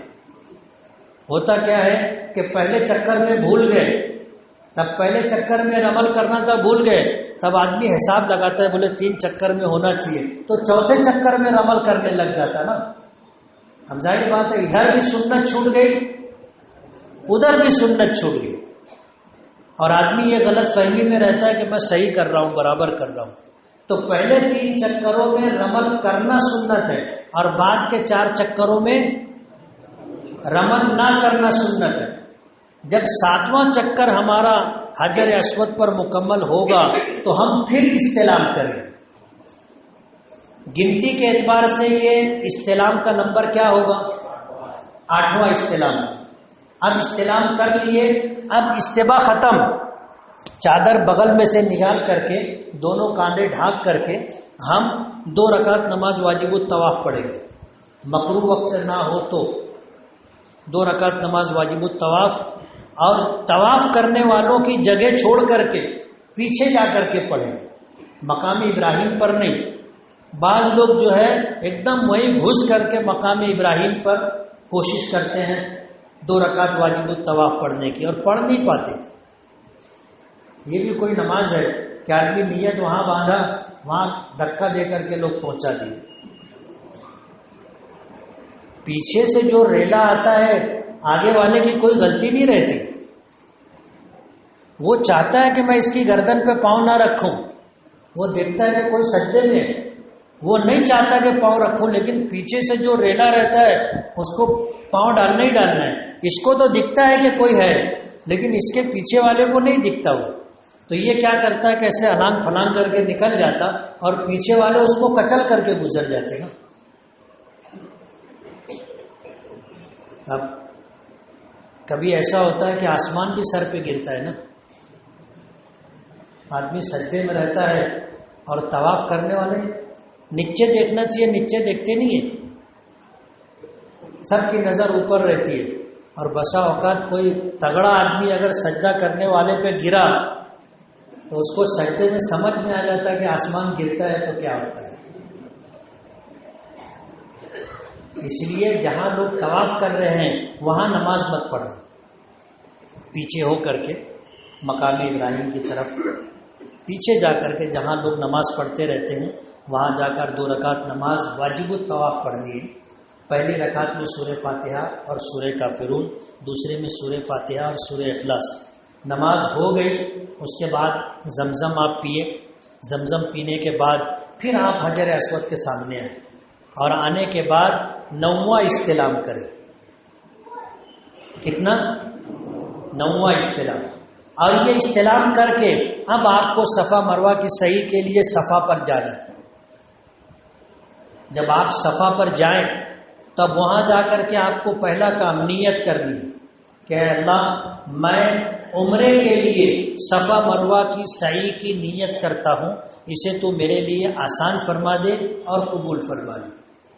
یہاں پر کانوں کو ہاتھوں تک اٹھانا نہیں ہے، سمجھ رہے ہو؟ یہاں پر استلام نہیں ہے، لیکن لوگوں کو معلوم نہیں ہوتا، وہاں بھی جا کر کے بسم اللہ اللہ اکبر وللہ الحمد، اور پھر وہاں سے بھی ناواقف لوگ جو ہے استلام کرتے ہیں۔ وہاں جا کر کے آپ کو پہلا کام نیت کرنا ہے، نیت کر لینے کے بعد دوسرا کام آپ کو دعا کرنی ہے۔ کیا کرنا ہے؟ دعا کرنی ہے۔ اور جب آپ دعا کریں تو آپ جو چاہیں وہ مانگ سکتے، کوئی پابندی نہیں ہے. جو دعا آپ چاہے مانگ سکتے ہو. کتابوں میں جو دعائیں ملتی ہے یہ دعائیں لوگوں کی پسندیدہ دعائیں. حضور نے نہیں بتائی کہ پہلے چکر کی یہ دعا، دوسرے چکر کی یہ دعا. حضور نے نہیں بتائی. اچھی دعا تھی، لوگوں کو پسند آ گئی، انہوں نے پہلے چکر میں یہ مانگا، دوسرے میں یہ مانگا، تیسرے میں یہ مانگا. ایسے 7 چکروں میں الگ الگ دعا آپ کو کتابوں میں ملے گی. یہ کسی کی پسندیدہ دعا ہے. حضور نے یہ دعا ہمیں نہیں بتائی، اس لیے ایسی کوئی پابندی نہیں ہے. آپ جو چاہو وہ مانگ سکتے ہو. لیکن ایک نمبر پر آپ کو یہ مانگنا ہے کہ اللہ میں عمرے کے لیے تیرے گھر کی طواف کی نیت کرتا ہوں، اسے تو میرے لیے آسان کر دے، قبول فرما لے. قبولیت کی دعا پہلے، اس کے بعد اپنی مغفرت کی دعا، دوسروں کی مغفرت کی دعا، اور پھر اس کے بعد اپنے اہل و عیال کے لیے آپ جو مانگو، اپنے دوست و احباب کے لیے جو مانگو. دنیا اور آخرت کی جو نعمت آپ مانگنا چاہو مانگ سکتے ہو. بڑے سخی کے در پر پہنچے ہو، نہ مانگنے سے وہ ناراض ہو جاتا ہے. جو جتنا زیادہ مانگتا ہے اللہ اس سے اتنا زیادہ خوش ہوتا ہے. اللہ تعالیٰ کو مانگنے کا عمل بہت پسند ہے. اور مانگنا بھی کیسا؟ بندہ عاجزی کے ساتھ مانگے، گڑ گڑا کر کے مانگے، رو کر کے مانگے. اللہ کو بہت پسند ہے. اللہ فرشتوں کے سامنے اس کا تذکرہ کرتے ہیں کہ دیکھ میرا بندہ کیسے مانگ رہا ہے. وہ یہ سمجھتا ہے کہ اس کو میرے علاوہ کوئی دینے والا نہیں، اس کی ضرورت میں ہی پوری کر سکتا ہوں. اللہ اس پر فخر فرماتے. تو اللہ کو بندوں کا مانگنا بہت پسند ہے. اور جو بندے اللہ سے نہیں مانگتے اللہ ان سے بہت ناراض ہوتے ہیں. اس لیے آپ کو وہاں دعا خوب کرنی، صرف طواف میں اور سعی میں نہیں، ہمیشہ. تو آپ نے جب سعی کی نیت کی کہ اللہ میں صفا مروہ کی سعی عمرے کے لیے کرتا ہوں، اسے آپ میرے لیے آسان فرما دے، قبول فرما لیں. ہاتھ اٹھا کر کے آپ رو کر گڑ گڑا کر کے دعا مانگیں، قبلہ رخ ہو کر کے. دعا مانگنے کے بعد بائیں ہاتھ کی طرف سے جانے کا جو راستہ ہے مروہ کی طرف، آپ اس پر چلیں. دوران سعی سب سے افضل عمل دعا مانگنا ہے. اس کے بعد قرآن کریم کی تلاوت کرنا ہے. اس کے بعد ذکر و اذکار کرنا ہے. ایک نمبر پر کیا ہے؟ دعا. ضروری نہیں ہے کہ عربی میں مانگیں. آپ اپنی جس زبان سے بھی آپ مانگنا چاہے مانگو. اللہ سب زبانوں کو جانتا ہے، سب زبانوں کو اللہ جانتا ہے. اس لیے سب سے افضل عمل دعا، اس کے بعد تلاوت، اس کے بعد ذکر و اذکار. درمیان میں میلین اخضرین 2 نشانات آئیں گے، 2 نشان ہرے. پہلے سے آپ دوڑنا شروع کرو گے مرد حضرات تو جہاں تک دوسرا نشان نہ آ جائے وہاں تک دوڑیں گے. صفا سے چلتے ہوئے آئیں گے ہرے نشان تک. ہرے نشان سے مرد حضرات دوڑنا شروع کریں گے ہرے نشان تک، اور وہاں سے پھر چلتے ہوئے مروہ تک جائیں گے. تو یہ چلنا، درمیان میں دوڑنا، پھر چلنا، یہ بھی سنت ہے، اس کے خلاف نہیں ہونا چاہیے. بعض لوگ جلدی کی وجہ سے جہاں چلنا چاہیے وہاں بھی دوڑنے لگ جاتے نا، یہ خلاف سنت ہے. آپ صفا سے چلے مروہ پر پہنچے، شریعت نے اسے 1 چکر شمار کیا، اسے 1 چکر شمار کیا ہے. ورنہ آپ کو پتہ ہے چکر کس کو کہتے ہیں؟ جہاں سے چلے تھے وہاں واپس آئیں تو چکر. اب ہم صفا سے چلے مروہ پر پہنچے، اب مروہ سے ہمیں واپس ہونا ہے تو ہمارا آدھا چکر ہوا. ہم مروہ سے چل کر کے جب صفا پر آئیں گے تو 1 چکر ہوگا. لیکن اللہ کی رحیم و کریم ذات نے ہم کمزوروں پر رحم فرمایا اور یہ آدھا کلومیٹر کے آدھے چکر کو پورا چکر مان لیا. صفا مروہ کی صحیح 3 ساڑھے 3 کلومیٹر پیدل چلنا ہے.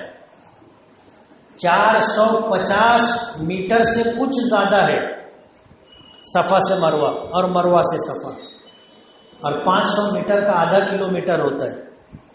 اس لیے جو ہے صحیح بھی مشکل عمل ہے ان لوگوں کے لیے جو پیدل نہ چلنے کے عادی ہو۔ پنڈلی بھر جاتی ہے، پنجے دکھنے لگ جاتے، پیدل چلنے کی عادت نہیں ہوتی۔ آدمی گھر سے نکلا سواری پر، اترا دکان میں، مکان میں، کارخانے میں، پیدل چلنے کی عادت نہیں ہوتی، اور وہاں پیدل ہی چلنا ہے۔ اور جو آدمی پیدل چل سکتا ہو اس کو سواری پر کرنے کی اجازت نہیں ہے، اس کو پیدل ہی چلنا ہے۔ اس لیے آپ عمرے کے لیے جا رہے ہو، چل پھر سکتے ہو، یہ اچھا وقت ہے۔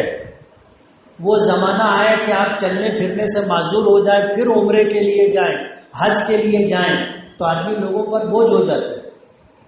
ظاہر بات ہے وہ چیئر پہ بیٹھے گا، ویل چیئر پہ، تو ایک اس کو ڈھکیلنے والا لگے گا، اور ڈھکیلنا بھی کوئی معمولی بات نہیں ہے۔ ڈھکیلنے والے کی بھی ہمت جواب دے دیتی ہے۔ اس لیے کسی پر بوجھ بنے اس سے پہلے جا کر کے اپنے بلبوتے پر حج عمرہ کریں۔ مروہ پر پہنچے، ایک چکر ہو گیا، پھر مروہ سے چلے تو جیسے صفا سے مروہ گئے تھے وہی بعینی ہی حکم ہے۔ چلتے ہوئے آئیں گے ہرے نشان تک، پھر ہرے نشان سے ہرے نشان تک دوڑیں گے، اور پھر وہاں سے چلتے ہوئے صفا پر آئیں گے۔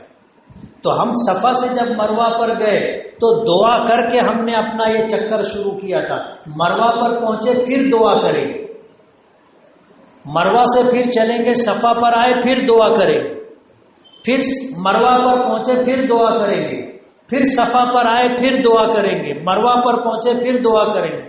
ایسے 7 مرتبہ ہمیں دعا کرنی۔ جب 7واں چکر پورا ہوا تو ہم نے طواف کا واجب عمل صفا مروہ کی صحیح ہم نے کر لی۔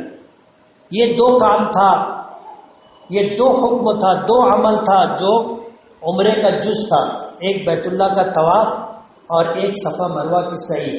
لیکن عمرے کے لیے احرام شرط ہے، اس لیے ہم لوگ احرام باندھ کر کے جاتے، احرام کی نیت کر کے جاتے۔ اب جب ہم نے صفا مروہ کی صحیح مکمل کر لی تو پھر شکرانے میں 2 نفل پڑھنا چاہیے۔ آپ مطاف میں آ جائیں، مسجد حرام میں آ جائیں، 2 رکعت نماز پڑھنے کے اللہ تیرا کرم ہے، مالک تیرا احسان ہے، تو نے بلایا، اپنا گھر دکھایا اور عمرے کی سعادت اور نعمت عطا کی اور اس کی تکمیل بھی کروا دی، اس پر 2 رکعت نماز شکرانہ ادا کرنا چاہیے۔ اس کے بعد ہم آ کر کے اپنا بال منڈوا لیں، بال منڈوا لیں، سمجھتے ہو نا؟ بال منڈوانا، جن کے سر پر بال 1 انچ سے زیادہ ہو، اگر وہ بال کاٹنا چاہے، کینچی لگوانا چاہے، تو سر کے 1/4 حصے کا بال 1 کور کے بقدر کٹنا چاہیے تو احرام اترے گا۔ ہم ظاہر بات اتنی جھنجھٹ میں نہیں پڑنے گا، سیدھے جانے کا، نائی کے سامنے ایسے سر دے دینے گا۔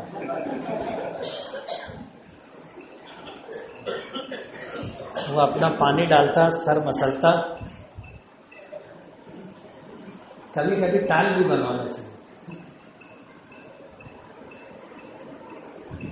اس لیے وہاں جانے کے بعد اللہ کے حکم کی تعمیل سے محبت اور پیار ہونا چاہیے، بالوں سے نہیں۔ بال پھر آ جائے گا، کتنے دن لگتے بال آنے میں، پھر آ جائے گا۔ ہماری مائیں اور بہنیں اس بات کو خاص طور پر نوٹ کریں کہ ان کے سر کے بالوں میں 1/4 بال کٹنا ضروری ہے۔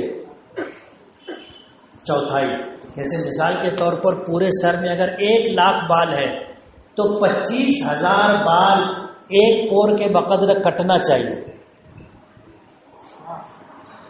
ان میں کیا کوتاہی ہوتی ہے کہ وہ اپنی چوٹی ایسے نکالتے، اب ظاہر بات ہے اوپر سے 1 لاکھ بال چلا، نیچے آتے آتے کم ہوتا رہتا نا، آخر میں تو 1 ہی رہ جاتا، تو وہ اپنا ایسے لپیٹ لیتی اور کاٹ لیتی۔ اب ظاہر بات ہے 10 20 100 50 بال کاٹنے سے کام چلنے والا نہیں ہے. اپنے سر پر اگر 1 لاکھ بال ہے تو 25,000 بال کٹنا چاہیے ایک پور کے بقد میں، تو ہی احرام ختم ہوگا، ورنہ احرام ختم نہیں ہوگا. اور احرام ختم نہیں ہوا تو پھر اگر جو شرائط تھی احرام کی کہ آپ خوشبو نہیں استعمال کرتے، نہیں کر سکتے، خوشبودار صابن استعمال نہیں کر سکتے، اور بھی جو پابندیاں ہیں میاں بیوی کی ملاقات کی، بغیر حلال ہوئے یہ سب ختم نہیں ہوگا. اس لیے مائیں اور بہنیں نوٹ کر لیں، بال پھر بڑا ہو جائے گا، آپ آنا نسرینہ تیل لگانا، تھوڑا مالش کرنا، بال گھنا بھی ہو جائے گا، بڑا بھی ہو جائے گا. لیکن وہاں جا رہے تو بال کاٹنے کا. میں نے بعض عورتوں کو دیکھا وہ لوگوں سے چھپا کے کاٹتی، کم کاٹتی تو لوگوں سے چھپا کے کاٹتی. ایسا نہیں ہونا چاہیے. ہم لوگوں کے لیے نہیں کر رہے عمرہ، کس کے لیے کر رہے؟ اللہ کی رضا کے لیے کر رہے. اور اللہ دانا و بینا ہے، جہاں کوئی نہیں دیکھ سکتا اللہ دیکھتا ہے. جس بات کی کسی کو خبر نہیں ہوتی اللہ اس بات سے پوری طرح باخبر ہے. اس لیے لوگ کیا کہتے ہیں کیا کرتے ہیں اس سے اپنے کو کوئی مطلب نہیں. ہم اللہ کے لیے عمرہ کرنے کے لیے گئے، اللہ ہم سے راضی ہو جائے اور ہمارا عمرہ اللہ قبول فرما لے، یہ ضروری ہے. اب آپ بتاؤ عمرہ مشکل ہے؟ بہت آسان ہے. لوگ وہاں دن میں 2 2 3 3 4 4 عمرہ کرتے ہیں. لوگ جاتے ہیں ایک ایک دن میں 10 10 20 20 طواف کرتے ہیں. ایسے لوگوں کو بھی ہم نے دیکھا کہ جو روزانہ 70 طواف کرتے تھے. یعنی ان کو بولنا پڑتا تھا کہ یار چلو کھانا کھا لو. جاتے تھے تو واپس ہی نہیں آتے تھے، لانا پڑتا تھا کہ چلو کھانا کھا لو. اور اس سفر میں کم سے کم آپ کا 70 طواف ہونا چاہیے. کتنا؟ اگر آپ کا قیام مکہ مکرمہ میں 10 دن ہے تو ایک دن کا ایوریج کیا بیٹھے گا؟ بولو نا، 7 طواف. اس لیے اس سفر میں جب آپ جا رہے ہو تو کم سے کم آپ کا 70 طواف ہونا چاہیے. کرو گے؟ اور کوشش یہ کریں اللہ آسان کر دے کہ ایک قرآن پاک مکہ مکرمہ میں ختم ہو اور ایک قرآن پاک مدینہ منورہ میں ختم ہو. عورتیں کر لیتی ہیں، ہم نے دیکھا گروپ میں ہماری مائیں اور بہنیں جو ہیں وہ پڑھ لیتی ہیں، اور مردوں میں الا ماشاء اللہ کوئی پڑھتا ہو، ورنہ مرد حضرات جو ہے اپنا ریسیپشن میں بیٹھے رہتے، ہوٹل کے کاؤنٹر کے پاس ٹی وی دیکھتے رہتے، ٹائم پاس کرتے رہتے. اور اب موبائل کی لعنت آ چکی ہے، نیٹ کا نظام بن چکا ہے، لوگ وہیں سے جو ہے فون پہ لگے رہتے.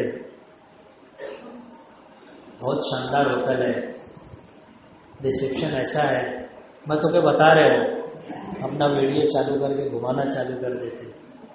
کتنے لوگوں کو دیکھا کہ بیت اللہ کا طواف کرتے رہتے ہیں اور موبائل پر بات کرتے ہیں.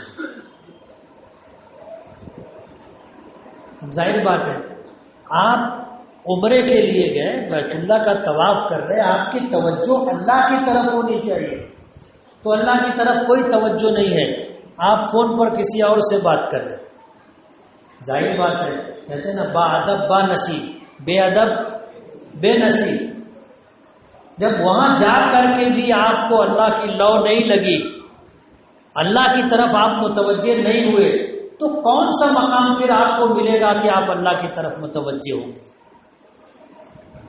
اس لیے وہاں جانے کے بعد فون کے چکر میں نہیں رہنے کا، نیٹ کا ریچارج نہیں کرانے کا.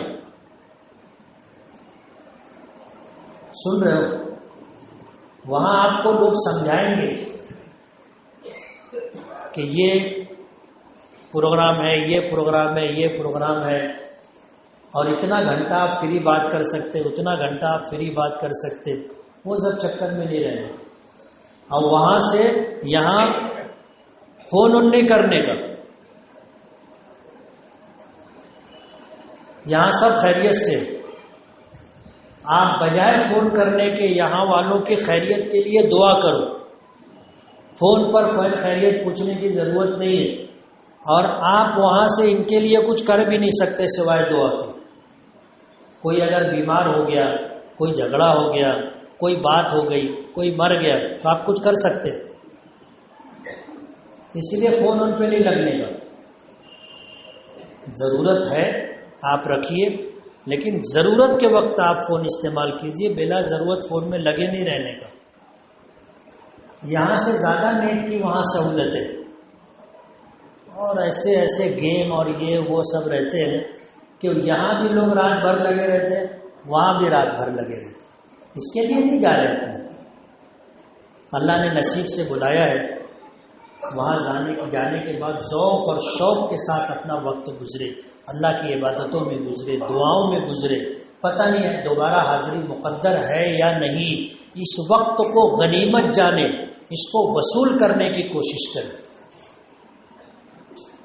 یہ ہے، عمرہ تو بہت مختصر تھا، لیکن تھوڑا سا ماحول بن جائے اور آپ کو وہاں کیسے وقت گزارنا ہے یہ آپ کو سمجھ میں آ جائے، اس لیے یہ تقریباً 1.25 گھنٹے کی بات کی، ورنہ عمرہ سمجھانا 5 منٹ کا کام ہے۔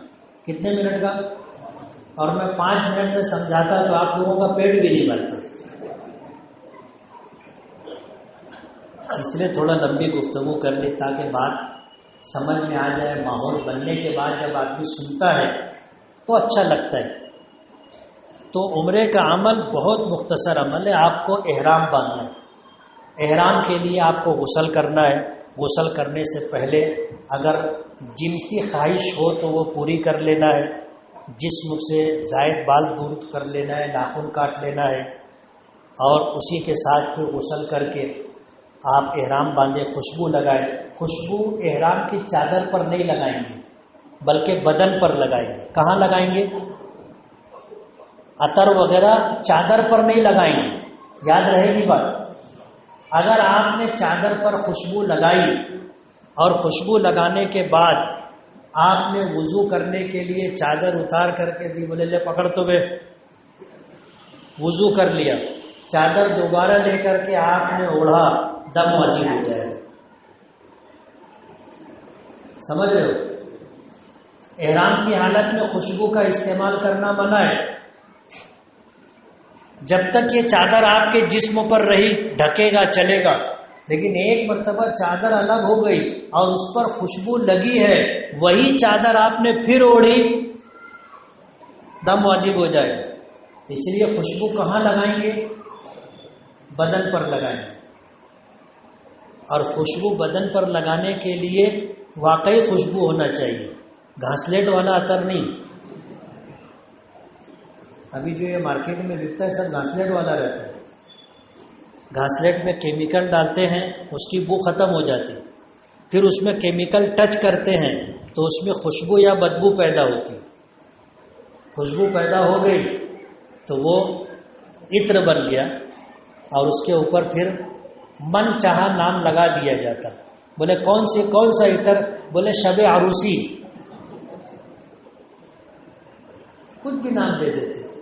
اب ظاہر بات ہے آپ گھاسلیٹ لگاؤ گے تو بسا اوقات ریئیکشن ہو جاتا ہے، اس لیے خوشبو بھی واقعی خوشبو استعمال کرنے کی۔ کسی کو کوئی بات پوچھنی ہے؟ نفل طواف کی نیت یہ ہے کہ اللہ میں تیرے گھر کے طواف کی نیت کرتا ہوں، بس اسے تو میرے لیے آسان کر دے اور قبول فرما لے۔ اصل میں طواف میں بدل نہیں، یہ نفل عبادت ہے، آپ کر لو، نیکی کا یہ تحفہ ہے، ایک عبادت ہے، ایصال ثواب کرنا چاہو تو آپ کر سکتے ہو کہ اللہ میں نے طواف کیا ہے، اس کا جو بھی اجر و ثواب آپ عطا کریں گے، یہ اجر و ثواب آپ ہمارے فنا لوگوں کو عطا فرما دیں، اس کو ایصال ثواب کہتے ہیں۔ صرف آپ کو نیت کرنی ہے۔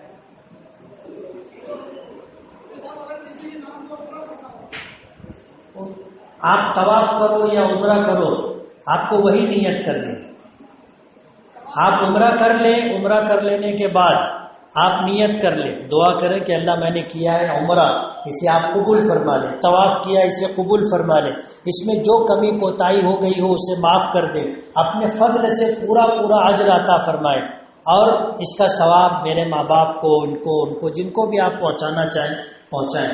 بہتر یہ ہے کہ ساری امت مسلمہ مرحومہ کو اس کا ثواب پہنچائیں، آپ کے ثواب میں کوئی کمی نہیں آئے گی، اللہ سب کو پورا دے گا۔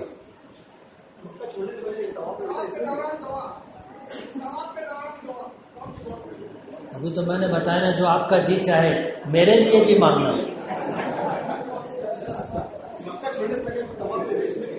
حج پر اگر آدمی گیا ہے تو مکہ چھوڑنے سے پہلے اس پر طواف وداع واجب ہے، لیکن جب عمرے کے لیے گیا ہے تو اس پر طواف وداع نہیں۔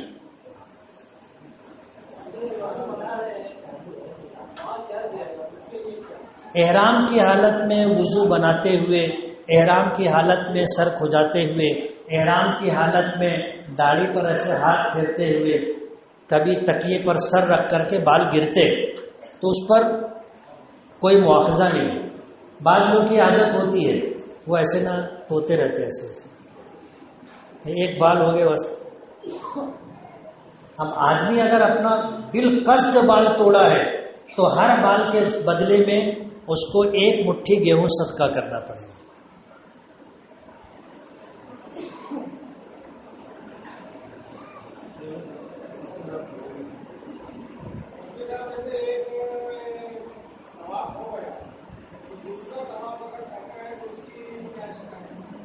ایک طواف آپ کا مکمل ہو گیا، آپ پہلے واجب الطواف پڑھو۔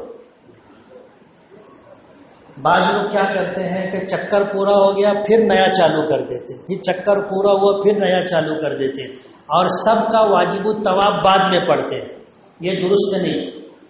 ایک عمل آپ مکمل کریں۔ آپ نے جب نفل طواف کیا ہے تو نفل طواف واجب الطواف پڑھنے کے بعد مکمل ہوگا، تو ایک عمل آپ پورا کر لیں پھر دوسرا شروع کریں۔ اور اگر وقت مکروہ ہے جس میں نماز نہیں پڑھ سکتے، اس وقت آپ کے لیے گنجائش ہے کہ آپ نے بیت اللہ کا طواف کر لیا، اب مکروہ وقت ہے، واجب الطواف نہیں پڑھ سکتے، تو آپ دوسرا طواف شروع کر سکتے، لیکن غیر مکروہ وقت میں آپ واجب الطواف پڑھے بغیر دوسرا طواف نہیں کریں گے۔ کچھ بول رہے تھے پیچھے سے، دعا کر دیں۔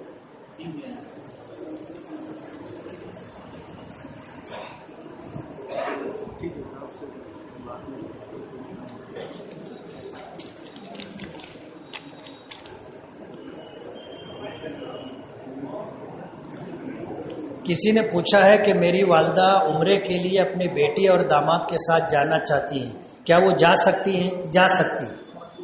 ساس اور داماد میں محرمیت کا رشتہ ہو جاتا ہے نکاح کے بعد، اس لیے وہ ماں کے درجے میں جا سکتے ہیں۔